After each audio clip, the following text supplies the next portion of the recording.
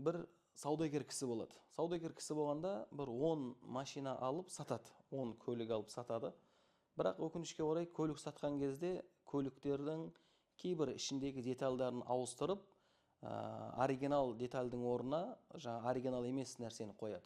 Бірақ адамдарға сатқан кезде оны тура бір керемет қылып сатып жібереді екен да. Күндердің күнінде сол кісі тәубе қылады ғой. Тәубе қылып, Аллаға құлшылық қылып, ғибадат жасап жатқан кезде сол сатқан көліктерінде алдаған нәрселер есіне түседі.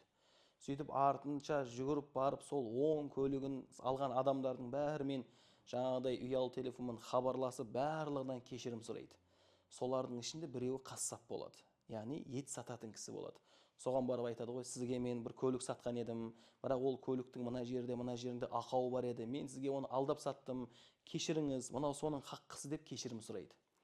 Сонда қассап сол кісіге қарап тұрып, сен өзің 10 көлік сатып, кімді алдағаныңды біледі екенсің. Мен 10 жылдан бері таразыда 100 граммнан қанша адамға ет саттым ғой. Менің жағдайым не болады деп айтқан екен. Бауырлар, бұл өмірде біз азғантай нәрсемен көп күнә істесетін болсақ, ертең қияметте сол азғантай нәрсеміз бізді қара бет қылуға жеткілікті болады. Сол үшін де пенденің хаққысынан өте сақ болыңыз.